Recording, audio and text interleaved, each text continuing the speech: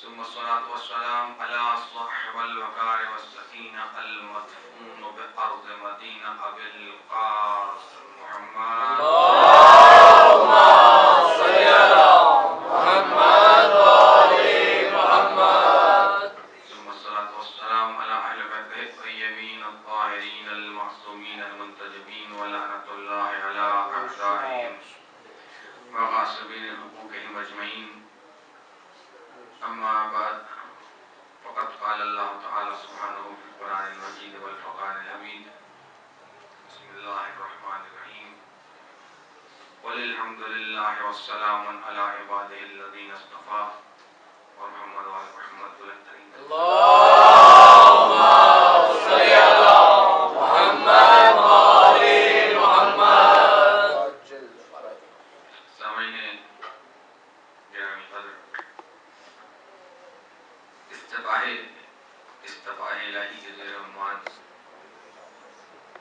آج گفتگو اپنی تیسری منزل پر ہے اور گزشتہ دو دنوں کی گفتگو کا ماحصل یہ ہے کہ میں نے آپ کی خدمت میں یہ معروضات پیش کی کہ پالنے والا خدائے بزرگ و برتر اس نے جا بجا اس کائنات میں استفاء کا عمل کیا ہے اور اس استفاء کے عمل کو سمجھنے کے لیے میں نے آپ کی خدمت میں ایک مثال عرض کی تھی جو ہر روز ابتدائی کلام میں دہراؤں گا، چند لمحوں کی ضرورت ہوا کرے گی گفتگو مقرر کے طور پر، کہ پروردگار عالم استفاء کرنا، چن لینا، منتخب کر لینا. استفاء الہی کا مطلب کیا ہوا؟ انتخاب الہی. خدا جب چن لیتا ہے تو جب کسی چیز کو سلیکٹ کیا جاتا ہے اور بہت سارے لوگوں کو چھوڑ دیا جاتا ہے تو سلیکٹ کرنے کی کوئی نہ کوئی وجہ ہوتی ہے. کس بنیاد پہ سلیکٹ کر رہا ہے اور کس بنیاد پہ ریجیکٹ کر رہا ہے.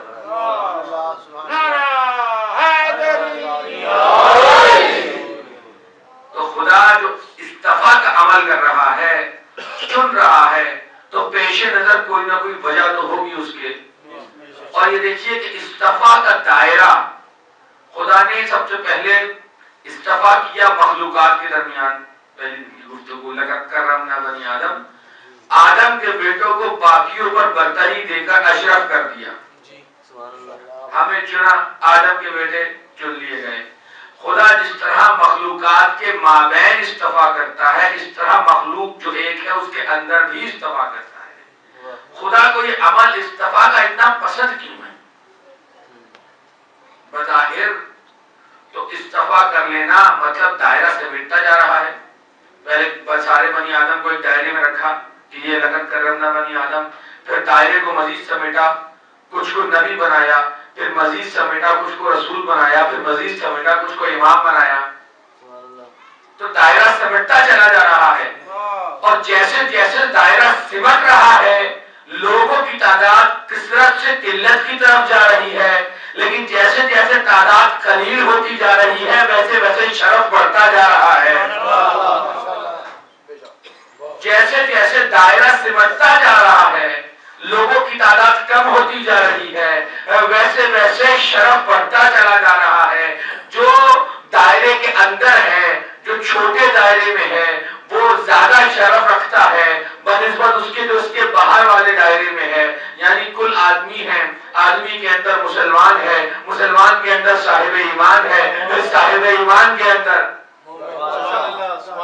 تو جیسے جیسے دائرہ سمٹتا چلا جا رہا ہے ویسے ویسے شرف بڑھتا چلا جا رہا ہے.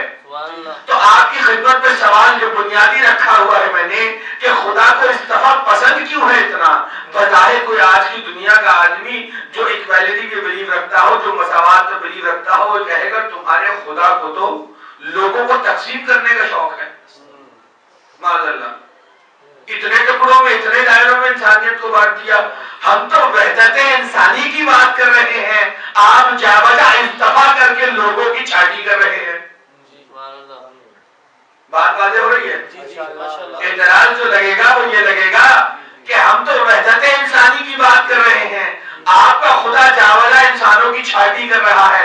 جناب والا خدا اصطفیٰ جو کر رہا ہے کسی کی شکل دیکھ کر پسند ناپسند نہیں کرتا، مگر خدا کی عدالت کا تقاضا یہ ہے، اصطفیٰ کی بنیاد عدل الہی ہے، عدل الہی کا تقاضا یہ ہے کہ جو جس مقام پہ ہو اس مقام پہ رکھ دیا جائے۔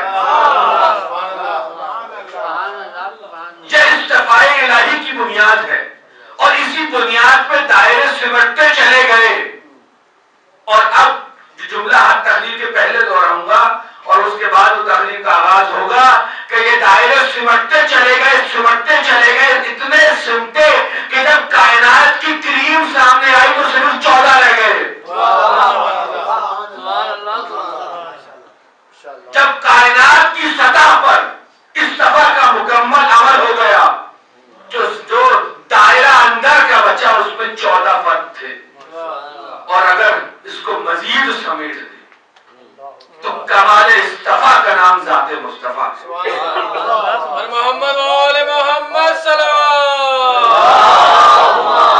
صلی اللہ محمد وآل محمد وجل والا یہ مختصر سی تمہید ہے آپ کو مسلسل کرنے کے لیے گزشتہ 2 دنوں کی گفتگو کہ عمل اصطفیٰ خدا کر رہا ہے، اصطفاء کی بنیاد اور ضرورت خدا کا عدل فراہم کر رہا ہے، اور چونکہ عدل کی وجہ سے اصطفاء ہو رہا ہے اس لیے جو بھی اصطفاء ہوگا وہ میرٹ کی بنیاد پر ہوگا، کیونکہ اصطفاء کی ضرورت عدل الہی نے، صفت عدل نے فراہم کی۔ تو آپ کے سامنے آج کی گفتگو کا آغاز کر رہا ہوں کہ ہم نے دستانامہ کلام آئے تھے کہ وَالسَّلَامُ عَلَىٰ عِبَادِهِ الَّذِينَ اصْطَفَىٰ، خدا اپنے مصطفیٰ بندوں پر سلام بھیجتا ہے۔ اب اصطفیٰ کی طرف جانا تھا، لیکن ایک سلام کی بات میں 2 دن سے سوچ رہا تھا کہ چونکہ آیت کی تفسیر کا حق ادا نہیں ہو سکا، اس میں سلام کی بات بھی دی گئی ہے، تو ذرا سی سلام کے حوالے سے مختصر سی بات اور پھر دوبارہ، کیونکہ اس کا تعلق اصطفیٰ سے ہی ہے۔ خدا ہر ایک کو سلام تو نہیں بھیجتا، خدا کی طرف سے سلامتی آئے کسی کو خدا سلام کرے تو اس کا مطلب یہ ہے کسی حیثیت قد و کاٹ کی مالک شخصیت ہے، خدا سلام بھیج رہا ہے۔ السلام علی عبادہ الذین اصطفیٰ، خدا کا اس کے مصطفیٰ بندوں پر سلام۔ اب دیکھیے خدا نے کہاں اور کیسے سلام بھیجا ہے۔ آل یاسین پہ سلام بھیجا، ابراہیم کو سلام بھیجا، جناب یحییٰ کو سلام بھیجا۔ جناب عیسیٰ اور یحییٰ کے متعلق تو اس طرح کی آیتیں ہیں کہ جناب عیسیٰ کے لیے کہا کہ سلام علیہ یوم ولدت و یوم اموت و یوم ابعث حیا، مجھ پر خدا کا سلام ہو اس دن پر جس دن میں پیدا ہوا، اس دن جس دن میں مارا جاؤں گا، اور یوم ابعث حیا جس دن میں دوبارہ اٹھایا جاؤں گا۔ 3 جگہ پر سلام اپنے اوپر خدا کا انہوں نے ریکگنائز کروایا ہے، اس کو ریکارڈ کروایا ہے دنیا کے سامنے۔ جس دن آئے اس دن بھی سلام، جس دن گئے اس دن بھی سلام، جس دن دوبارہ اٹھائے جائیں گے اس دن بھی سلام۔ تو میں کہوں گا یہ تو سنت اللہ ہے کہ جب اس کے برگزیدہ بندے آتے ہیں تو ان کی آمد کو بھی سلام بھیج کر وہ ریکارڈ کرواتا ہے، درج کرواتا ہے۔ جس دن وہ جاتے ہیں اس دن بھی سنت اللہ یہ ہے کہ ان کو سلام بھیج کر ان کی دنیا سے جانا لوگوں کے ذہنوں میں درج کرواتا ہے۔ جس دن دوبارہ اٹھائے جائیں گے اس دن بھی ان پر سلام بھیج کر ان کا اس دنیا سے جانا اور دنیا کے ریکارڈ پر لے کر آئے گا۔ میں دست ادب بناؤں گا، ہم بھی سنت اللہ پہ چلتے ہیں۔ جب اس کے مصطفیٰ بندے اس دنیا میں آتے ہیں ہم اس دن کو مناتے ہیں سنت اللہ کے طور پر، جب وہ دنیا سے جاتے ہیں ہم اس دن کو بھی یاد رکھتے ہیں سنت اللہ کے طور پر۔ تو یہ عزاداری ایک مصطفیٰ بندے کے مصطفیٰ نوازے کی یاد میں منائی جا رہی ہے، یہ سنت اللہ ہے، بدعت نہیں ہے۔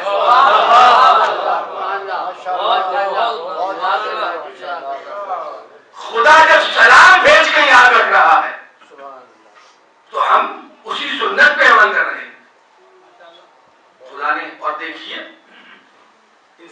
بنیادی طور پر ہم تو یہاں کسی غرض اور غرض سے نہیں آتے، لیکن انسان ہر چیز میں اپنا فائدہ ضرور دیکھتا ہے. انسان ہر چیز میں اپنا فائدہ ضرور دیکھتا ہے. اب آپ یہ بھی دیکھ لیجئے کہ خدا نے، اور خدا کا ہر کام ہی اپنی مخلوق کے فائدے کے لیے ہوتا ہے. اس نے ان کے آنے کے دن کو سلام بھیجا، ان کے جانے کے دن کو سلام بھیجا. جناب عیسیٰ کے، جناب یحییٰ کے لیے کہا. اور ابھی ایک بات آپ سے اور بھی کہنی ہے، اس کے بعد آئے گی سلامی کے حوالے سے، لیکن اتنا سن لیجئے کہ آنے کے دن کو سلام بھیجا، جانے کے دن کو سلام بھیجا، اور دوبارہ اٹھائے جانے کے دن کو سلام بھیجا. خدا کا کوئی عمل حکمت سے خالی نہیں ہوتا. بہت سی حکمتیں ہیں، لیکن ایک حکمت ہمارے لیے اس میں یہ ہے کہ جب اس کا مصطفیٰ بندہ اس دنیا میں آتا ہے تو وہ ذاتی حیثیت میں نہیں آتا، انسانیت کی فلاح کے لیے آتا ہے. اس لیے اس پر سلام کو بھیجتا ہے، فائدہ ہمارا ہوتا ہے. ان کا اس دنیا میں آنا بھی ہمارے لیے باعث افتخار اور باعث نفع ہے، منفعت ہے. اور ان کا اس دنیا سے جانا بھی ہمارے لیے وجہ ہدایت ہے. اس لیے جانے پر بھی وہ سلام بھیجتا ہے. عام آدمی آیا اور چلا گیا، عام آدمی میں وہ کیوں سلام بھیجے؟ جب مصطفیٰ بندہ آتا ہے تو آتا بھی ہدایت لے کے ہے، جاتا بھی ہدایت کرتا ہوا ہے. اس لیے دونوں دفعہ سلام بھیج رہا ہے. لیکن مجھے یہ بتا دے، یوم عبس و حیہ جب دوبارہ اٹھائے گا تو کیوں سلام بھیج رہا ہے؟ اس میں بھی ہمارا ہی فائدہ ہے. نیاز حسین توجہ، آپ کے مصطفیٰ، اس کے مصطفیٰ بندے اس دنیا میں ہدایت کریں گے، اس دنیا میں جماعت کریں گے. اس لیے اس دنیا میں بھی سلام ہے، اس دنیا میں بھی سلام ہے.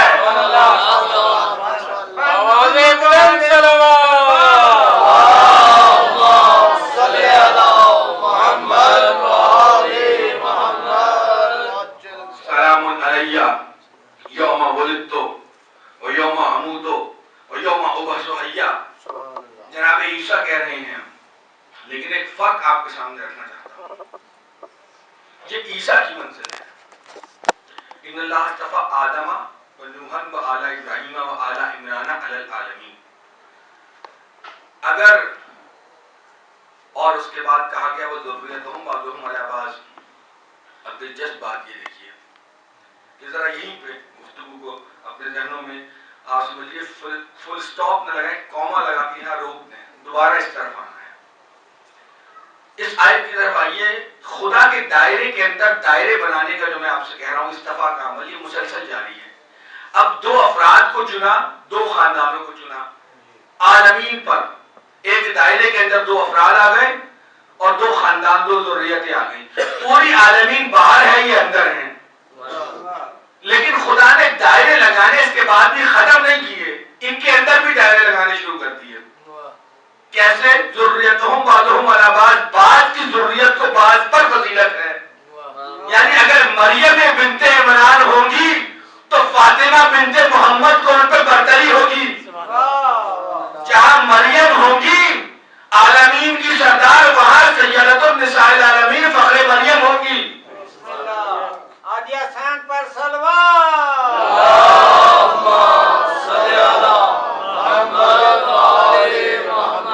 جہاں اسماعیل ہوں گے وہاں فخر اسماعیل بھی ہوں گے. تو دائرے کے اندر پھر دائرہ بنا دیا. تو میں عرض کر رہا ہوں کہ سلام کی کیٹیگری میں بھی فرق دیکھ لیجئے کہ یحییٰ پہ سلام بھیجا، عیسیٰ پہ سلام بھیجا. یہ اور ہے، یہ بھی ذریت میں ہے. آل ابراہیم کی ذریت میں لیں یا آل عمران کی ذریت میں لیں، جس طرح بھی عیسیٰ کو لینا چاہے آپ لے سکتے ہیں. لیکن دستے ادب بات کیا عرض کر رہا ہوں کہ ذریت کا ذریت سے تقابل خدا کر رہا ہے. عیسیٰ کے آنے پہ سلام، عیسیٰ کے جانے پہ سلام، اور عیسیٰ کے دوبارہ اٹھائے جانے پہ سلام. یہ عیسیٰ کی کیفیت ہے، سلام بھیج رہا ہے خدا. لیکن جب مصطفیٰ کی بات کی جو واحد دائرے کے مرکز میں ہے تو صرف سلام نہیں بھیجا بلکہ یہ کہا ان اللہ وملائکتہ یصلون علی النبی یا ایھا الذین آمنوا صلوا علیہ وسلموا تسلیما.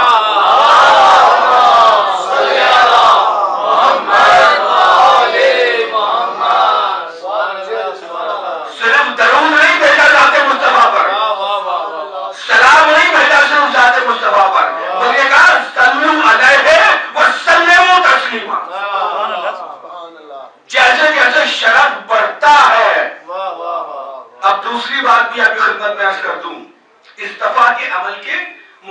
زاویے ہیں. جیسے جیسے دائرے کے اندر چلے جائیں گے، مرکز کی طرف جائیں گے، شرف بڑھتا رہے گا، شخصیت کا قد بلند ہوتا رہے گا. اور اس کے جیسے جیسے شرف بڑھے گا ویسے ویسے برعکس دیکھیں تو اس کے لیے جو اطاعت کا حکم ہے وہ بلند ہوتا چلا جائے گا.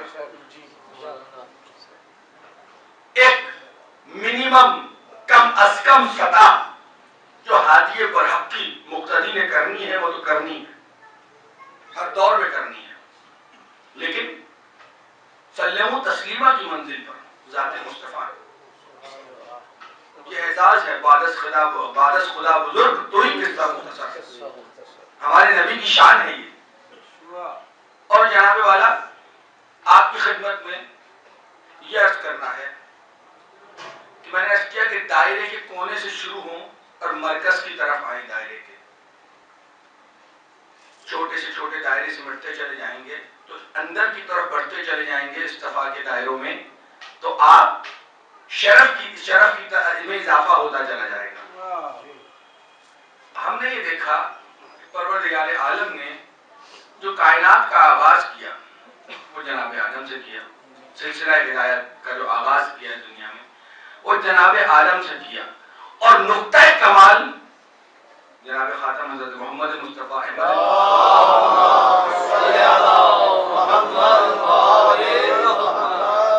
بات واضح ہوئی سامنے. جناب نبی اکرم کی ذات جو درجہ کمال کو پہنچی، اس کے اندر بھی ایک پروردگار عالم کی دلچسپ حکمت اور گوشہ آپ کے سامنے رکھنا چاہتا ہوں. یہ دیکھیے کہ جناب آدم اپنے زمانے کے لیے جو ہدایت کی ضرورت تھی مکمل ہادی تھے. جناب نوح اپنے زمانے کے لیے مکمل تھے. جناب ابراہیم اپنے زمانے کے لیے لوگوں کے لیے مکمل تھے. لیکن ہم نے یہ دیکھا کہ جیسے جیسے زمانے کی ڈیمانڈ بڑھتی گئی، جیسے جیسے انسانیت کا شعور بڑھتا گیا، ویسے ویسے ہدایت کے لیول کو اللہ بڑھاتا رہا. آدم نبی تھے، نوح رسول تھے. جب ابراہیم تک پہنچی تو سطح انسانی اتنی بلند ہو چکی تھی کہ ابراہیم نبی بھی بنے، رسول بھی بنے، لیکن انسانیت کا شعور بلند ہو چکا تھا. تو کہا انی جاعلک للناس اماما، اب انسانیت کو امامت کی ضرورت ہے.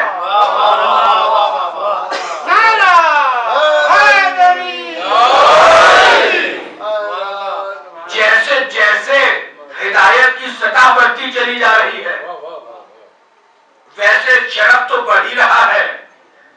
جیسے جیسے شرف بڑھتا چلا جا رہا ہے ویسے ویسے ہدایت کی کوالٹی بڑھتی چلی جا رہی ہے. اس لیے کہ دنیا میں شعور بڑھ رہا ہے تو ڈیمانڈ بڑھ رہی ہے.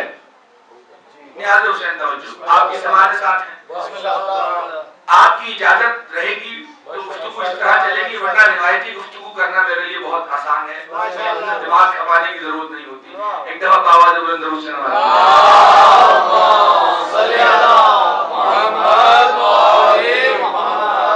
اور آپ کی مسلسل بیدار اور حسن سماعت کا میں بہت شکر گزار ہوں ایک طالب علم کی حیثیت سے کہ جس طرح آپ شفقت اور حوصلہ افزائی میرے بزرگ سے تشریف فرما رہے ہیں. دست ادب باندھ کے عرض کر رہا ہوں کہ جیسے جیسے ہدایت کی سطح بلند ہوتی رہی ویسے ویسے شرف بھی بلند ہوتا رہا. یا پلٹ کے دیکھیں جیسے جیسے شرف بلند ہوتے رہے ہدایت کی سطح بلند ہوتی رہی. تو جناب ابراہیم امام ہیں، جناب نوح، اور اس آیت میں تینوں کیٹیگریز کے پہلے پہلے نمائندوں کا ذکر ہے. یہ ترتیب بھی دیکھیے، ان اللہ آدم و نوح وآل ابراہیم وآل عمران علی العالمین. پہلے نبی کا ذکر ہے، پہلے رسول کا ذکر ہے اور پہلے امام کا ذکر ہے. اب یہ بھی دیکھ لیجئے، ولی اعظم رسول ہے پہلے جناب نوح.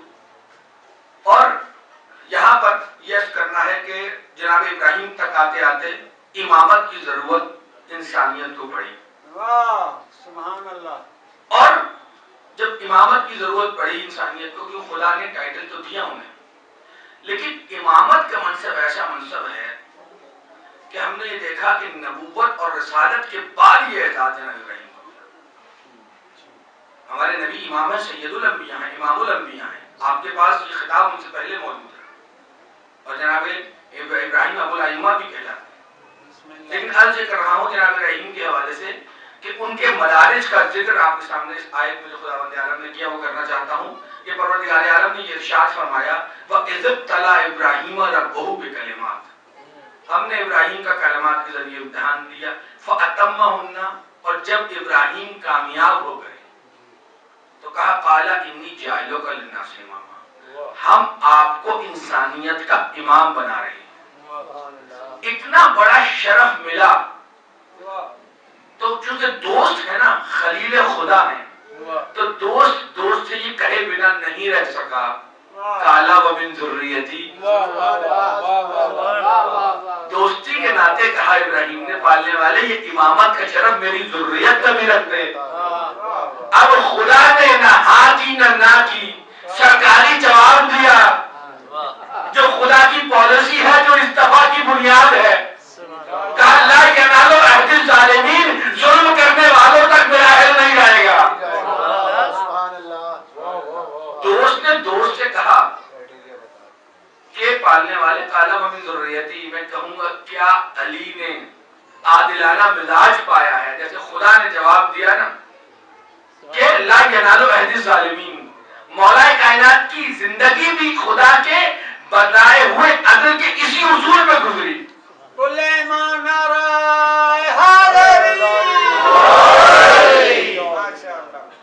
بہت مواقع پہ بہت سے دوست جو ساتھ لگ گئے تھے کہ جب علی کو اقتدار ملے گا تو ہمیں بہت سے مواقع ملیں گے، ان سب کی امیدوں پہ پانی پھر گیا. حالانکہ بڑی حیران میں سمجھتا ہوں کہ بڑی انہوں نے اب ایک لفظ ہے انگریزی اگر آپ اجازت دیں کہ ہم کسی کے ساتھ اٹھتے بیٹھتے ہیں تو اس کی شخصیت کو ریڈ کر لیتے ہیں. میں نے اس کو ریڈ کیا ہوا ہے.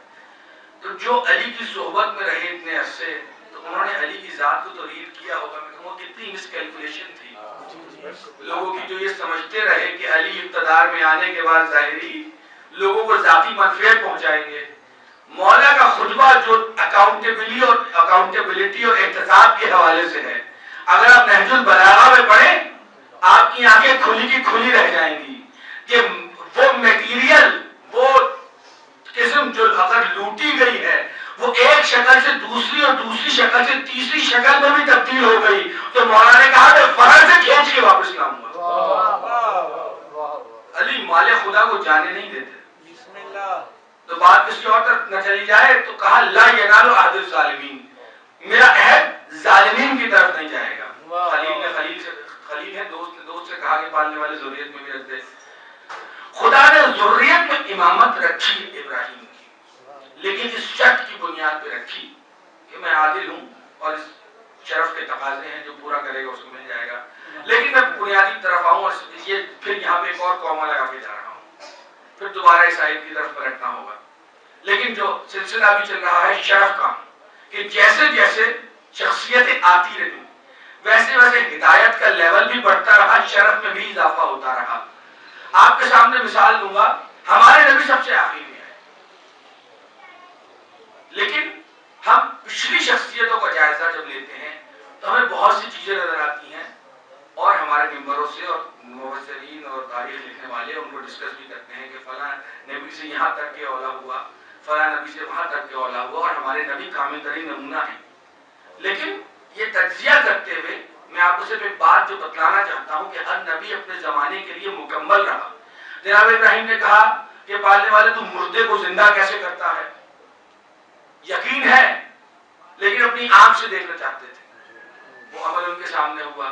جناب نوح کے متعلق بیٹے کی سفارش کر دی، جس انداز سے کی سفارش تو نہیں کہوں گا، بیٹے کے متعلق جو بات ہوئی تو خدا نے کہا کہ یہ تمہارے اہل میں سے نہیں ہے. جناب آدم کا تک اولا آپ کے سامنے ہے. تو یہ مختلف مقامات پر مختلف چیزیں نظر آتی ہیں، لیکن یہ ترک اولا جو ہیں اس سے جو ان کا منصب اور اس کے فرائض ہیں تو کوئی فرق نہیں پڑا.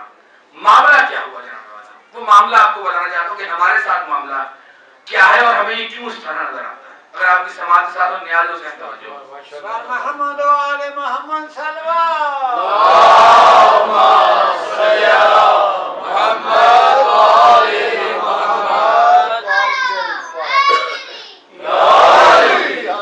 کسی جگہ اندھیرا تھا، دھوپ اندھیرا تھا، آپ نے وہاں لالٹین جلائی، لالٹین کی مدھم سے روشنی ہے، لیکن اس وقت جب بجلی نہیں تھی تو لالٹین اپنا کام پورا کرتی تھی، لالٹین، موم بتی، دیے، پھر بجلی آئی، پہلے 40 واٹ کا بلب ایجاد ہوا بہت ضرورت پوری کی طرح، پھر 100 واٹ کی روشنی آئی، 100 واٹ کا بلب جل رہا تھا کہ آپ نے اچانک 1000 واٹ کا بلب جلا دیا، 1000 واٹ کا بلب جلا تو چیزیں اور واضح ہو گئی، تو جو چیزیں لالٹین میں واضح نہیں تھیں وہ 100 واٹ کے بلب میں واضح ہوئی، جو 100 واٹ کے بلب میں واضح نہیں تھی وہ 1000 واٹ کے بلب میں واضح ہوئی، آپ 2000 کا واٹ کا بلب لگایا آپ نے تو اور چیزیں واضح ہوئی، اچانک سورج نکل آیا،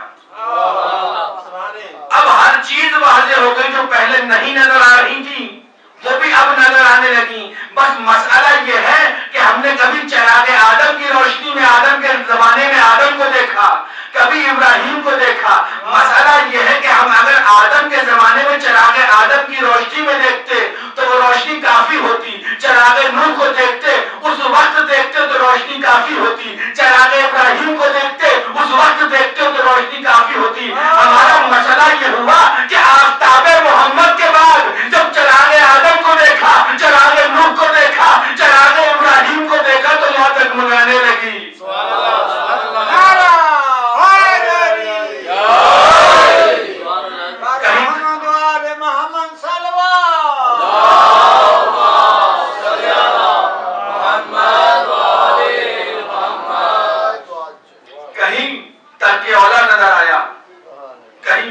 نظر آئی تو مردوں کو کیسے زندہ کرتا ہے، اور جناب والا یہ بھی دیکھ لیجئے، میں کہہ رہا ہوں بار بار کہ کمال اصطفیٰ کا نام ذات مصطفیٰ، مرکز اصطفیٰ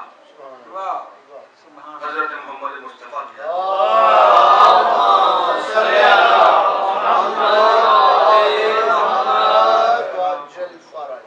لیکن یہ دیکھیے کہ کتنی بڑی صدم ظریفی ہے کہ حضرت انسان یہ سمجھتا رہا 4 کتابیں پڑھنے کے بعد کہ رسول ہم جیسے، جو اصطفاء کے کمال کا نتیجہ ہو، دنیا یہ کہنے لگی کہ یہ ہم جیسے۔ ایک مثال آپ کی خدمت رکھتا ہوں، اس مسئلے کو سلجھانے کے لیے کہ یہ بجلی کی بات آ گئی روشنی سے، نبی نے کہا انی بشر مثلکم، کہ میں تم جیسا تمہارے مثل ایک بشر ہوں، ظاہری طور پر بشر ہیں، ظاہری طور پر مثل تمہاری، لوگوں نے اس کو یہ سمجھ لیا کہ ہم جیسے بشر ہیں، نبی کہہ رہے ہیں میں تم جیسا ہوں، بشر ہوں، لباس بشریت اوڑھ کے آیا ہوں، اب آپ نے بالکل ہی اپنے جیسا بنا لیا۔ اب ایک مسئلہ یہ ہے کہ یہیں پہ گفتگو روک کر اس پہ آنے سے پہلے میں کہوں گا کہ جیسے ہمیں شرف ملا، لقد کرمنا بنی آدم، نباتات، جمادات، حیوانات اور پھر انسان اول مخلوق ہیں، تو ہمارے شرف میں کی بنیاد ہے عقل، نباتات، جمادات، حیوانات، خدا نے ان کو عقل سلیم نہیں دی، آپ کو عقل دی ہے، یہ آپ کے شرف کی ایک بنیادی وجہ ہے، لیکن فرشتوں کے پاس بھی عقل ہے، جن کے پاس بھی عقل ہے، فرشتوں کے پاس اختیار نہیں، جن کے پاس اختیار بھی ہے، تو پھر عقل صرف تو نہ ہوئی، لیکن یہ ایک الگ تفصیلی بحث ہے کہ آپ کو احسن تقویم پہ کس طرح پیدا کیا اور عقل سلیم ادا کی، اور لقد کرمنا بنی آدم میں کیا کیا وجوہات ہیں شرف کی، لیکن یہ دیکھ لیجیے کہ نباتات، جمادات، حیوانات، ان سے آپ کی جو فرق ہے، تفریق ہے، وہ عقل کی بنیاد پر ہے، اور عقل کے متعلق ہم نے دیکھا کہ اس عقل نے ہی اکثر انسانوں کا بیڑا غرق کیا ہے جب غلط استعمال کیا، جیسے یہ سوچنے لگا کہ رسول مجھ جیسے، یہ انسان ہی ہمیشہ اپنی حد سے تجاوز کرتا ہے، کبھی کسی پتھر نے کہا کہ میں درخت ہوں، کبھی کسی درخت نے کہا کہ میں حیوان ہوں، کبھی کسی حیوان نے کہا کہ میں انسان ہوں. یہ انسان ہی ہے کہ کبھی کہتا ہے فرعون کی صورت میں میں خدا ہوں، کبھی نمرود کی صورت میں کہتا ہے میں خدا ہوں، کبھی 2 رکعت نماز پڑھانے والے مولوی کی صورت میں کہتا ہے کہ میں رسول جیسا ہوں. یہ انسان ہے جو اپنی حد سے تجاوز کرتا ہے. تو خدا نے، اب مجھے جملہ کہنے کی اجازت دیجیے، خدا نے ان مصطفیٰ بندوں کے ذریعے جو نظام ہدایت قائم کیا ہے، جو ہدایت آپ تک بھیجی ہے، یہ دراصل ہدایت نام ہے اس لگام کا جو عقل کے بتکے ہوئے گھوڑوں پہ ڈالی گئی ہے. ہدایت نام ہے اس لگام کا جو عقل کے ان بتکے ہوئے گھوڑوں پہ ڈالی گئی ہے. تو کہنے لگا کہ میں رسول جیسا. کمال اصطفیٰ مصطفیٰ ہے اور تم رسول جیسے ہو گئے. یہ کیسے ہو گیا؟ صالحہ قدرت کا اتنا بڑا. آئیے ذرا اس کا جائزہ لے لیں، آپ کی سماعت کے ساتھ ہیں. دیکھیے ایک مثال سادہ سی دوں. نبی تو کہہ رہے تھے کہ میں تم جیسا بشر ہوں، مثلکم، تم جیسا بشر ہوں. تو آپ نے اپنے جیسا واقعی میں سمجھ لیا. بجلی جب ایجاد ہوئی تو پتا چلا، سائنسدانوں نے بتایا بہت فائدے ہیں اس کے. بڑے فائدے ہیں، فیکٹری چلے گی، گھر روشن ہوگا، باہر روشنی ہوگی، اور فائدے بتلا دیں گا. لیکن ہے خطرناک، براہ راست ہاتھ لگائیں گے تو کرنٹ لگے گا. اس کے اوپر پلاسٹک کی کوٹنگ انسولیشن چڑھائیں تب اسے استعمال کریں. انسولیشن کے بغیر براہ راست ہاتھ لگائیں گے تو جل جائے گا. آپ نے فوراً ہی انسولیشن کی کوٹنگ چڑھائی اور اب بجلی سے استفادہ کرنا شروع کیا. تو نبی تو نور ہے. اول ما خلق اللہ، نوری کی منزل پر فائز رہا. سب سے پہلا اس کا نور ہے. اس نور نے سارے زمانے کو فائدہ پہنچانا ہے، لیکن آپ تک پہنچانے کے لیے ضروری تھا کہ اس پہ بشریت کی کوٹنگ چڑھا کے آپ کے پاس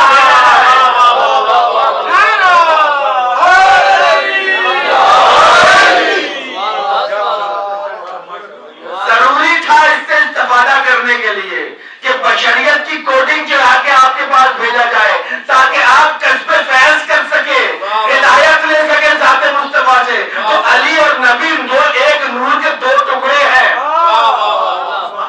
آپ کی ہدایت کے لیے ان کا احسان ہے کہ وہاں سے لباس بشریت اوڑھ کے آئے اور آپ نے احسان کا یہ صلہ دیا، کہنے لگے ہم جیسے ہیں. ایک دفعہ باواز بلند درود سے نوازیے.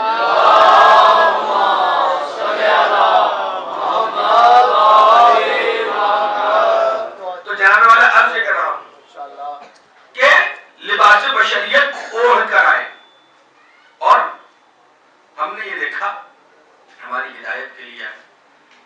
اب بات اس طرف آ گئی ہے تو آج ایک حوالہ دیکھیں. اسی اصطفاء کے عمل کے حوالے سے ایک نئی جہد کا آغاز کر رہا ہوں اور کل انشاءاللہ کل یا آئندہ آنے والی تقاریر پر اس جہد پر گفتگو ہوگی. دامن وقت پیش نظر ہے میرے اور ذہن یہ اس فیصلے کرنے میں آپ کی مجھے مدد کی ضرورت ہوگی کہ یہ جہد آج شروع کروں یا نہ کروں. کہ استعفا کے لیے جب خاتون کا استعفا کیا تو شرط کیا رکھی؟ پہلی تقریر میں رکھ کیا تھا ان اللہ استفا کی وطاقرہ کے وصطفا کی علی نساء العالمین کہ طہارت شرط رکھی. جب جناب طالوت کا استعفا کیا ان اللہ استفاہ علیکم وزادہ بسطۃ فی العلم والجسم، علم اور جسمانی قوت، یہ 2 شرطیں جناب طالوت کے لیے رکھی گئی. میں نے عرض کیا تھا کہ جیسے جیسے دائرہ سمٹتا چلا جائے گا ویسے ویسے شرف جہاں بڑھے گا وہاں شخصیت کے قد کے لیے شرائط بڑھتی چلی جائے گی.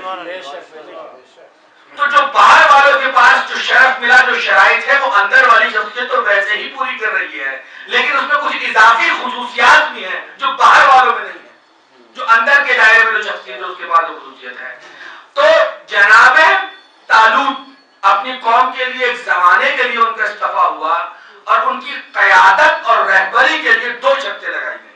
استعفا کے لیے ایک علم کی شرط لگائی گئی اور ایک جسمانی قوت کی شرط لگائی گئی کہ وہ ان میں سب سے برتر تھے. تو جناب والا اب اس کا مطلب یہ ہے کہ جو عمل استعفا ہے تو میرٹ کس بنیاد پر ڈیسائیڈ ہوگا؟ 3 کم سے کم شرائط آ گئی.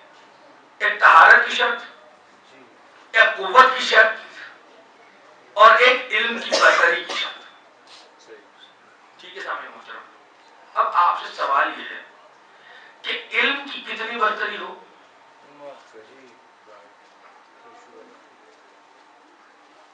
اور طہارت کی کتنی برتری ہو. چلیے طہارت کی برتری کیسے قائم کی جائے وہ تو ایک الگ موضوع ہے, وہ انشاءاللہ سے پوری گفتگو آئے گی. لیکن آج یہاں سے نئے باب کا آغاز کر رہا ہوں کہ علم کس سطح کا ہو.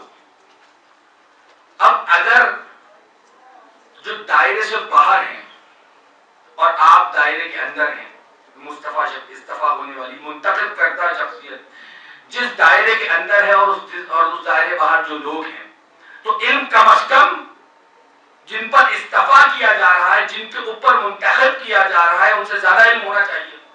کم از کم یہ ہے. تو اگر ایک شخصیت وہ ہو جو کائنات کی منتخب کردہ ہو تو اس کا علم کتنا ہونا چاہیے. اس کا علم کائنات میں سب سے زیادہ بڑھ کر ہونا چاہیے. پوری کائنات کا علم ایک طرف اور اس ایک جس کو کائنات پر فضیلت دی ہے, یا ان 14 جن کو کائنات پر فضیلت دی ہے, ان 14 کا علم ایک طرف اور پوری کائنات کا علم ایک طرف. یہ میں آپ کے سامنے مقدمہ قائم کر رہا ہوں. آپ کی سماعت ساتھ ہے. بسم اللہ. میں آپ سے کہہ رہا ہوں کہ جس کو منتخب جن پر کیا جا رہا ہے, اگر علم کی بنیاد پر منتخب کرے گا تو اس کا مطلب ہے کہ جن پر استفا کیا, جن پر ترجیح دی, جن کے اوپر منتخب کیا, علم کی بنیاد پہ کیا, تو اس کا مطلب ہے باقی سب کا علم ایک طرف, جنہیں انتخاب کیا ہے ان کا علم ایک طرف. تو فرق کتنا.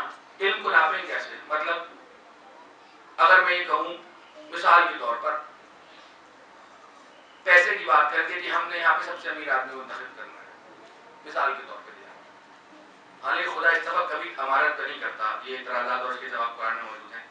لیکن مثال کے طور پہ میں اگر یہ ہم یہ کہیں کہ ہم نے سب سے امیر آدمی دنیا میں, امیر آدمی کی فہرست بنتی ہے کہ 100 دنیا کے بڑے امیر آدمی, تو جس کے پاس 10 لاکھ ہے اور کوئی 11 لاکھ والا آ گیا تو 11 لاکھ والا زیادہ امیر ہو جائے گا, 10 لاکھ والا کم امیر ہو جائے گا.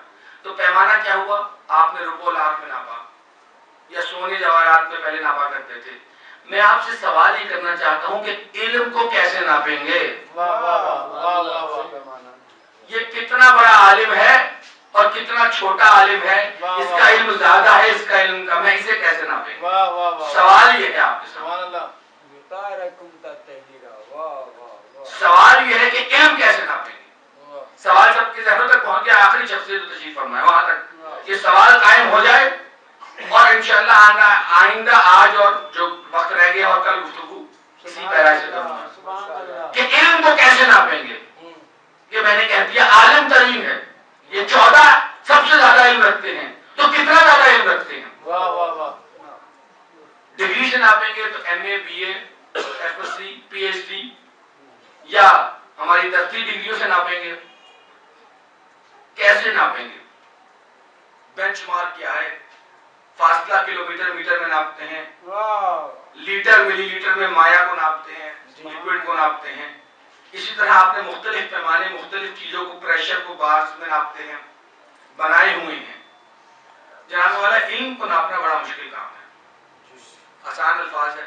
ابھی میں نے اتنی مشکل سے اتنا بڑا سوال کھڑا کیا, اس کا سادہ سا جواب ہے بھائی جتنا جانتا ہے اتنا عالم ہے, جتنا نہیں جانتا اتنا جاہل ہے. آپ کہیں گے کہ 15 منٹ سے تکرار کرتا رہا اور جواب کیسا فضول سا دیا. سبحان اللہ سبحان اللہ. کہ جتنا جانتا ہے اتنا عالم ہے, جتنا نہیں جانتا اتنا جاہل ہے. بات اتنی سادہ نہیں ہے. دیکھیے مجھے یہ تو پتا ہے کہ میں کیا جانتا ہوں, لیکن مجھے یہ نہیں پتا کہ میں کیا نہیں جانتا. نیاز حسین توجہ, ایک شخصیت کی بزرگ جانتے ہیں, ایک نوجوان جو یہاں بیٹھا ہے اس کی توجہ کا طالب ہوں. میں یہ جانتا ہوں کہ میں کیا جانتا ہوں, لیکن میں یہ نہیں جانتا کہ میں کیا نہیں جانتا. مطلب یہ ہے کہ مجھے اپنے تھوڑے سے علم کا پتا ہے کہ یہ چند اشیاء کے نام جانتا ہوں, یہ چند پہاڑوں کے نام جانتا ہوں, چند ملکوں کے نام جانتا ہوں, چند پھلوں کے نام جانتا ہوں, چند موسموں کے نام جانتا ہوں, لیکن اس کائنات کی وسعتوں میں کیا کیا ہے میں یہ نہیں جانتا. اگر مجھے پتا چل جائے کہ میں کیا کیا نہیں جانتا تو میں ان کا عالم نہیں بن جاؤں گا. تو نتیجہ یہ ہے کہ مجھے یہ پتا ہے کہ میں کتنا چھوٹا عالم ہوں, لیکن مجھے یہ نہیں پتا کہ میں کتنا بڑا جاہل ہوں. اور اکثر عالموں کے ساتھ ہوتا بھی یہی ہے کہ وہ علم کے زوم میں تو رہتے ہیں لیکن انہیں یہ نہیں پتا ہوتا وہ کتنے بڑے جاہل ہیں. تو عرض کر رہا ہوں کہ مجھے یہ تو پتا ہے جتنا علم ہوگا اتنی جہل، اور جتنا علم ہوگا اتنا عالم ہوگا، جتنی جہل ہوگی اتنا جاہل ہوگا. تو آپ کے سامنے میں نے رکھ دیا، علم کا تو پتہ لگ جائے گا، جہل کے کیسے پتہ لگے گا؟ اگر جہل کا پتہ لگ جائے تو ہم جس جہل کا پتہ لگ جائے گا، جس کو نہیں جانتے، ہم اس کے عالم نہیں بن جائیں گے. تو اب آپ کے سامنے میں نے کافی آپ کے جو ہے نا سما خراشی کر چکا ہوں، اب نتیجہ دینے کا وقت آ گیا ہے. ایک دفعہ بابا جو کوئی ضرور سنا.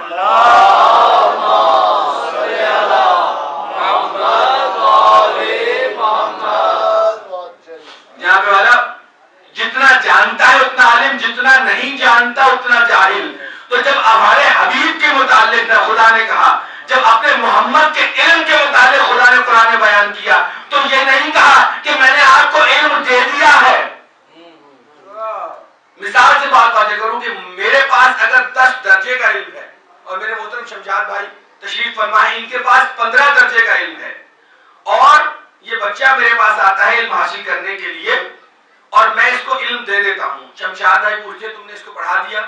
تو میں نے کہا کہ میں نے اس کو پڑھا دیا. تو یہ کہیں تو شمشاد بھائی کہیں دل میں سوچیں گے اس کے پاس تو تھا ہی 10 درجے کا علم، تو 10 کا ہی پڑھایا ہوگا اس نے. ان کے پاس 15 درجے کا علم ہے، یہ جانتے ہیں کہ میرے علم میں کتنا گیپ ہے، کتنی کمی ہے. جب میں نے کہہ دیا اس کو پڑھا دیا، تو جتنا مجھے آتا تھا میں نے پڑھا دیا، جتنا نہیں آتا تھا وہ اس کو بھی نہیں آتا. خدا نے اپنے حبیب کے لیے یہ بھی نہیں کہا کہ میں نے حبیب تجھے علم دے دیا، ورنہ دنیا یہ کہہ سکتی تھی یہ دیا اور یہ نہیں دیا. خدا نے اپنے حبیب کے لیے کہا علمک ما لم تکن تعلم، اے میرے حبیب جو آپ نہیں جانتے تھے وہ بتلا دیا.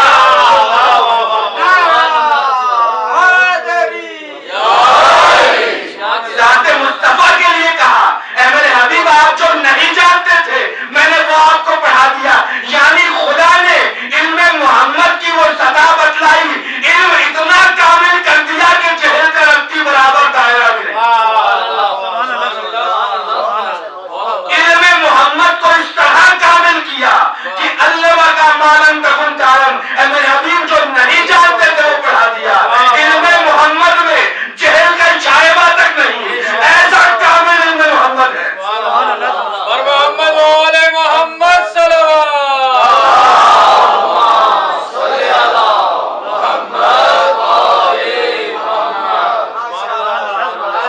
اور ہمارا اعتراض ہی دنیا پہ یہ ہے کہ اتنا بڑا ذرا فرق ہے، اپروچ کا فرق ہے. بے شک بے شک. اپروچ کا فرق یہ ہے کہ دنیا جو ہے اپنے ہادی اور رہبر کا قد بڑھاتی ہے. بے شک. عیسائیوں کے ہادی تھے، اتنا قد بڑھایا خدا کا بیٹا بنا دیا. جس کو جو ہادی ملا وہ اس کا قد بڑھاتا ہے. یہ امت مسلمہ ہی کا مزاج ہے کہ اتنا بڑا رسول دیا چاہتے ہیں گھسیٹ کے اپنے برابر کر لیں. معاذ اللہ نعوذ باللہ. کیا اعتراض لگایا؟ ایک تو سید الانبیاء، کائنات کی مصطفیٰ ترین شخصیت، پہلے کہہ دیا ہم جیسے. پھر یہ خیال آیا کہ ہم جیسے یہاں بھی بات نہیں بنی. انہوں نے کہا کہ نہیں ہم جیسے تو ہیں، لیکن اس کے بعد مزید فضائل کیا بیان کر رہے ہیں کہ پڑھنا لکھنا نہیں.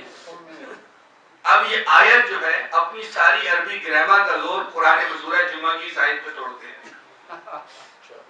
کہ امیین رسولا منہم یتلو علیہم آیاتہ ویزکیہم. دیکھیں ہم باقی امی کا ترجمہ کرتے ہیں، باقی 4 کام جو رسول کے لگائے ہیں وہ اس سے بالکل مختلف ہیں، لیکن پورا زور اس بات کے اوپر امیین رسولا منہم. اب ہم نے کہا یار امی کا مطلب اگر آپ یہ کر لیں جس نے کسی سے نہ پڑھا ہو تو شاید آپ کو اور ہمارا تشریح کا کمپرومائز ہو جائے، پیچ اپ ہو جائے کہ جس نے کسی سے نہیں پڑھا. ہوگا نہیں، منہم والی بات بھول گیا. امیین رسول منہم کہ یہ بالکل ہی معاذ اللہ پڑھے لکھے نہیں تھے. سبحان اللہ. یہ کس نے کہا آپ کو؟ تشریح کس نے کی؟ کہیں سے کچھ سورس لے کے آئے، کہہ لیں گے ہمارے بہت بڑے شیخ الحدیث ہیں، انہوں نے بتلایا. ہم نے کہا بھائی شیخ الحدیث کسے کہ بہت بڑے عالم ہیں شیخ الحدیث ہیں. ہم نے کہا بھائی یہ شیخ ماشاءاللہ شیخ الحدیث بڑی شخصیت، تو یہ بتلا دے شیخ الحدیث کیسے بنتا ہے، یعنی اتنا بڑا عالم کیسے بنتا ہے؟ تو کہنے لگے ان کے پاس کئی ہزار حدیثوں کا علم ہے. ہم نے کہا بھائی حدیثیں کیا چیز ہیں؟ بولے رسول سبحان اللہ، آپ کی عقل کے قربان جائے، جس کا قول رد کے آپ اتنے بڑے عالم بن گئے. ماذا اللہ، وہ بیچارہ جاہل کا جاہل ہی رہا. نعوذ باللہ. آپ تو اقوال یاد کر کے بڑے بڑے عالم بن جائے، جس کا قول ہے وہ پڑھا لکھا نہیں ہے.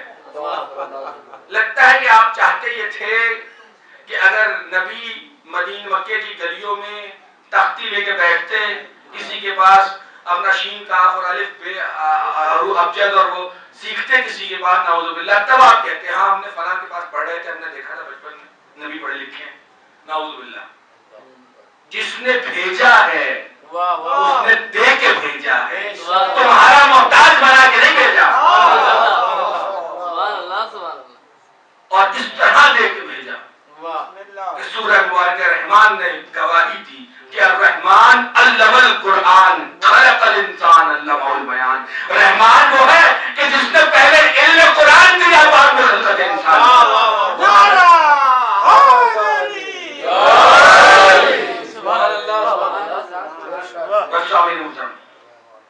استفا کی شرط علم ہے، ایک شرطوں میں سے ایک شرط، شرائط میں سے ایک شرط استفا الہی. علم محمد کامل ترین. اگر وقت ملا تو کل انشاءاللہ کچھ کہتے ہیں جو اس حوالے سے عرض کرنی ہے. اور تقریر کا یہ مقام آ گیا، دامن وقت پیش نظر ہے. مجھے لگتا ہے کہ آج شاید دامن گزشتہ جو دورانیہ چل رہا ہے میرا 2 دن سے، اس سے ذرا سا بڑھ جائے. اگر آپ کی سماعت کے ساتھ ناگوار نہ گزرے تو تھوڑا آواز بلند کرو.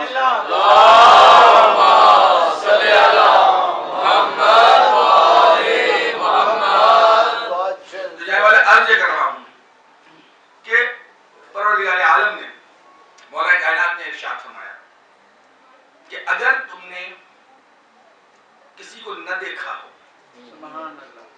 تو 3 چیزیں ایسی ہیں جو اپنے مالک کی عقل کی طرف دلالت کرتی ہیں. آپ اگر کسی سے نہیں ملے، مولا کائنات علی ابن ابی طالب کا قول ہے، 3 چیزیں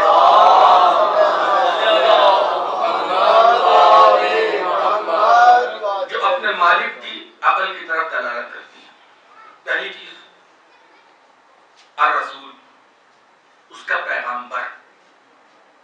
دوسری چیز المکتوب، اس کا پیغام جو آپ کو ملے گا. اور تیسرا الہدیہ، اس کا تحفہ، اس کی عقل کی طرف دلالت کرتا ہے. تو خدا کو کسی نے نہیں دیکھا، اور آپ اس کے رسول کو دیکھ کر، اس کے قرآن کو دیکھ کر، اور اس کی نعمتوں کو دیکھ کر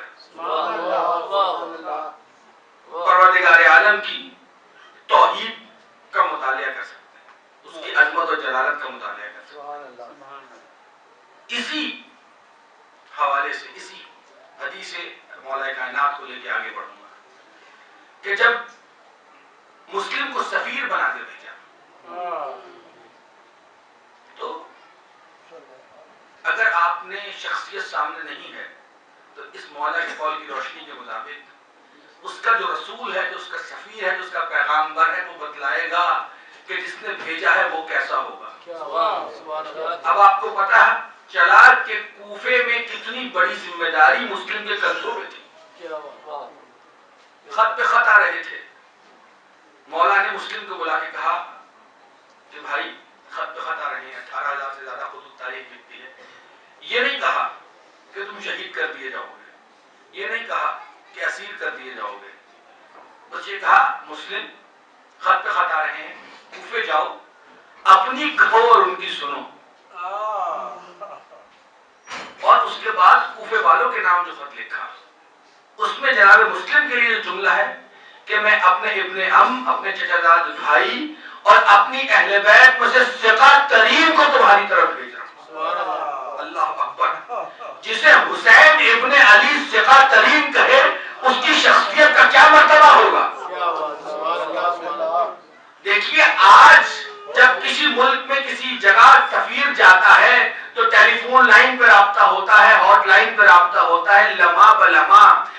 سفیر اپنے آقا اور اپنے رہبر سے ہدایت لے سکتا ہے، لیکن 1400 سال پہلے اس طرح کا زمانہ نہیں تھا. سفیر کو مکمل اختیار دے کے بھیجا جاتا تھا. اب دیکھنا دنیا نے یہ ہے کہ مسلم کا ایک ایک قدم، مسلم کے ایک ایک قدم کا، ایک ایک فیصلے کا براہ راست اثر تحریک کربلا پہ پڑنے والا تھا. مسلم نے بتانا یہ ہے کہ جو میں ایک آیا ہوں، میرے پیچھے 72 مجھے سے آ رہے ہیں. ایک ایک قدم مسلم کا تحریک کربلا کی بنیاد رکھ رہا ہے. اللہ اکبر. نیاز حسین توجہ میں آپ کی خدمت میں رکھنا چاہتا ہوں. اس فضائل کا نقطہ ہے جناب مسلم نے اپیل کا کہ کتنی بڑی ذمہ داری. کوفہ جیسا شہر جہاں اکثریت دشمنوں کی ہے، اقلیت 18,000 آپ کو بہت بڑی تعداد لگتی ہے، لاکھوں کی آبادی کا شہر. 18,000 تو جو محبت رکھنے والے تھے، مودت رکھنے والے تھے، انہوں نے خط لکھے. اور مسلم نے اپیل کا ایک ایک قدم. اب میرے پاس دامن وقت بالکل ختم ہو گیا کہ میں آپ کو بتلاتا کہ تحریک کربلا کی بنیاد مسلم نے کیسے رکھی. کردار مسلم نے بتایا کہ کردار حسین کیا ہوگا. اللہ اکبر. بس ایک وقت آیا، نماز عشاء پڑھ کے چلے، پیچھے جانثاروں کی تعداد تھی، رات کی تاریکی ہے، مسلم مڑتے جا رہے ہیں. ایک وقت پیچھے مڑ کے دیکھا، مسلم اجنبی شہر کی سنسان گلیوں میں اکیلے رہ گئے. ایک شناسہ دروازے پہ رکے، دق الباب کیا. اللہ اکبر. آل محمد کی غربت ہے. میں آپ کی خدمت میں عرض کروں اور اکثر میں یہ جملہ کہتا ہوں کہ شریف آدمی صرف پانی کا سوال کرتا ہے، روٹی کا سوال نہیں کرتا. مسلم نے بھی پانی مانگا. مجھے نہیں پتا آخری کھانا مسلم نے کب کھایا تھا. اور یہی آپ بات دیکھیں گے کربلا میں ننھے بچوں کی بھی العطش کی سزا آئی تھی. کسی بچے نے بھی روٹی کا سوال نہیں کیا، مگر 3 دن کی بھوک بھی تھی، 3 دن کی پیاس بھی تھی. دق الباب، پانی مانگا. آپ کی زحمتوں کو تیزی سے تمام کرتا جا رہا ہوں. پانی مانگا اور اس کے بعد مومنہ تھی. اب جناب مسلم نے رات بھر عبادت میں بسر کی. لشکر پہ لشکر آیا، مخبری جب ہو گئی، اور اس کے بعد جناب مسلم نے وہ جنگ کی کہ ہاشمی شجاعت کا لوہا بنوایا اور لگا کر کے گھیر کے مسلم کو گرایا گیا. اور زخمی حالت میں ہونٹ کٹا ہوا ہے، اور میرا مولا جا بجا زخم ہے، کہیں تیر کا، کہیں تلوار کا، کہیں گرم پانی کا، کہیں پتھر کا، اور دارالامارت لایا گیا. عجیب منظر ہے اور مسلم کی آمد کا. کیسے دارالامارت میں آئے؟ میں چشم تخیل سے دیکھتا ہوں، ایک ہاشمی جوان، آنکھوں سے چنگاریاں نکل رہی ہیں، سر تنا ہوا ہے، دارالامارت میں آئے. روایت کا جملہ ہے، کسی نے کہا امیر کو سلام کر. ایک دفعہ غصے سے جواب دیا، مالی امیر سے حسین، اور میرا امیر حسین کے علاوہ کوئی نہیں. اللہ اکبر. رکیے گا، یہی دربار سے یاد ہے، اور مسلم آنکھوں میں آنکھیں ڈال کے بات کر رہے ہیں. 1 مہینہ چند دن کے بعد یہی دربار ہوگا. ایک اور جوان اس دربار میں آیا. آمد کا انداز بالکل مختلف ہے. اب گردن جھکی ہے، نگاہیں نیچی ہے، گردن میں توق ہے، پاؤں میں بیڑیاں ہیں. کہنے والے نے کہا سیدنا سجاد، یہ کیا عالم ہے؟ ایک ہاشمی جوان آئے تھے تو اس طرح آئے تھے، آپ کا یہ عالم کیوں ہے؟ سجاد نے کہا، پوچھنے والے تمہیں انصاف نہیں کیا. جب چچا مسلم آئے تھے دربار میں اکیلے تھے. ارے سجاد، نگاہیں اٹھائے تو کیسے اٹھائے؟ کبھی سر پر رہنا ماں پہ نظر جاتی ہے، کبھی بغیر چادر کے دھوبی پہ نظر جاتی ہے. اللہ اکبر. مالی امیر سے حسین، میرا امیر حسین کے علاوہ کچھ نہیں. ملعون کہتا ہے کہ تیری مرضی، سلام کر نہ کر، اور تجھے قتل کر دیا جائے گا. بس تفصیلات کو ختم کر رہا ہوں. جناب مسلم کو شہید کرنے کے لیے دارالامارت کی چھت پہ لے جایا جا رہا ہے. بسم اللہ ہے وباللہ ہے، ملت رسول اللہ کہہ کر مسلم دارالامارت کی چھت پہ چڑھ رہے ہیں. اب دارالامارت کی چھت پہ منظر کیا دیکھ دیکھا مسلمان عید کی تیاریاں کر رہے ہیں، اپنے بچوں کو نئے لباس میں لے کر اب بازار کوفہ میں چہل پہل ہے۔ ایک دفعہ دل میں بھوک اٹھی کہ میں تو پھول کوفے لے کے آیا تھا، ارے میں بھی تو دو پھول کوفے لے کے آیا تھا، اور نہ جانے میرے پھول کوفے کی کن گلیوں میں پہنچا رہے ہوں گے، اور وہ پھول کہاں پہ تھے؟ ارے تعزیت پیش کرے جناب رقیہ کو کہ جن کی نسل حسین پہ قربان ہو گئی، جب دارالمارا میں پہنچا ہے اسیروں کا قافلہ، مسلم کی چھڑراج دارالمارا پہ لٹکی تھی، یہی سوال رقیہ نے کیا، سرتاج جو مجھے دے کے گئے تھے ان کے سر دیکھ لو، یہ بدلاؤ جو تمہارے حوالے کیے تھے وہ چاند کہاں پہ ہے؟ اور ایک رات ایسی آئی کہ بچے کو موقع ملا کہ قید خانے سے نکل جائے، مسلم کے پھول اس طرح ایک تالاب کے اوپر درخت تھا، میں نے علماء سے سنا مسلم کے 4 بچوں نے اس طرح اس چھت اس درخت کے اوپر پناہ لی جیسے چہنے ہوئے پرندے سیاد کے ڈر سے بیٹھتے ہیں، بھائی نے بھائی کی گلے میں باہیں ڈال دی۔ صبح کو ایک مومنہ پانی بھرنے کے لیے آئی، تالاب میں عکس دیکھا کہ 2 بچے شاخ میں اس طرح سو رہے ہیں کہ ابھی گر جائیں گے، خادمہ کو بلایا، بچوں کو اتروایا کہ تم کس کے لال ہو، کس کے بیٹے ہو، پر کہنے لگے مسلم کے یتیم ہے، مومنہ تھی گھر لے آئی، اس کا بیٹا ملعون تھا، ماں بار بار کمرے میں جا کے خدمت کرتی، اسے جب پتا چلا کہ مسلم کے یتیم تو میرے ہی گھر میں ہے، ایک دفعہ جلال میں آ گیا، کہنے لگا میں قتل کر کے انعام لوں گا، گیا ماں کو دھکا دیا، خادمہ کو دھکا دیا، دونوں بچوں کو لے کے چلا دریا کے کنارے لے کے آیا۔ بڑے بھائی نے کہا اگر تم ہمیں گورنر کے پاس ایسے ہی لے کر زندہ شاید زیادہ انعام مل جائے، انکاری ہوا، کہنے لگا میں تمہیں قتل کروں گا، قتل کرنے کا ارادہ مانگا، اجرکم اللہ، جب نگاہ پوشاک پہ پڑی کہنے لگا بڑے اچھے کپڑے پہنے ہوئے، کپڑے اتار دو، بڑے بھائی نے پوشاک اتاری، چھوٹا بھائی اتنا کمسن تھا پوشاک اتارنے لگا تو گردن میں نہیں کہتا ہے جلدی کرو مجھے دیر ہو رہی ہے، چھوٹے بھائی نے بدروہیت سے کہا ملعون میرے کپڑے تو نہیں ماں پہنتی، میرے کپڑے تو نہیں ماں تبدیل کیا کرتی تھی، بڑے بھائی نے مدد کی، پوشاک اتاری، ملعون قتل کرنے لگا بڑے بھائی کو، چھوٹا کہتا ہے اس کو نماز کرتے مجھے برداشت نہیں کہ اپنے بڑے بھائی کی جان کو شہید ہوتے ایک بھائی کو مارا، جب بھائی کو ایک کو مارا لاش نہر میں پھینک دی، معجزہ قدرت ہوا، لاش نہر میں جا کے رک گئی، چھوٹے بھائی کو شہید کیا، وہ نہر میں ڈالا، وہ لاش دوسرے بھائی کی لاش میں پاس جا کر کہنے لگ گئی، ارے دونوں بھائیوں نے پانی میں سفر شروع کیا، کچھ دور ایک کسان کھیت میں پانی دے رہا تھا نہر کے کنارے، دیکھتا ہے نہر کے پاس ایک سیاہ پوش بیوی گریہ کرتی ہوئی جا رہی ہے، ارے میرے بچوں کا کیا قصور تھا، ابھی نگاہ سے منظر بدلا، بیوی روبوش ہو گئی، 2 سرگوریدہ ناچے نہر میں تیرتے ہوئے جا رہے ہیں، اللہ لعنت اللہ علی القوم الظالمین، رضا بقضائه وتسليما لأمره وسيعلم الذين ظلموا من ينقلبون.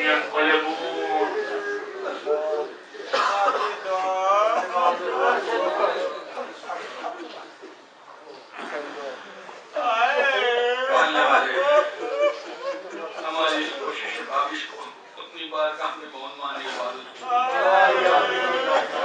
پالنے والے ان کے عزا کا واسطہ جو مرحم سید الشہداء ہے، زخموں کا مرحم پالنے والے اس کوشش کاوش کے ساتھ جتنے پریشان حال مومنین ہیں مولا مشکل کشا کوئی جہاں کے سکتے ان کے پریشانی جو بے روزگار ہیں انہیں غیب سے روزگار صاحبان روزگار میں اس میں برکت عطا جو بیمار ہیں بیمار کربلا کے سکتے شفا کاملہ وعدہ پالنے والے ہمارے بزرگوں کو درازی عمر دے صحت و سلامتی کے ساتھ سایہ ہمارے سروں کو سلامت پالنے والے جہاں جہاں سعید امام غزداجی سید الشہداء کی محافل و پروگرام بنا منعقد کیے جا رہے ہیں پڑھنے والے وہاں تمام شرکاء کو اپنی محافظت میں رکھے اور دشمنان محمد آل محمد کو نشمنا ہمارے وقت امام کی حرمت تعجیل فرمائے ہمیں ان کے خادموں و نوکروں ناصروں میں جگہ ربنا تقبل منا انکا انت السمیع العلیم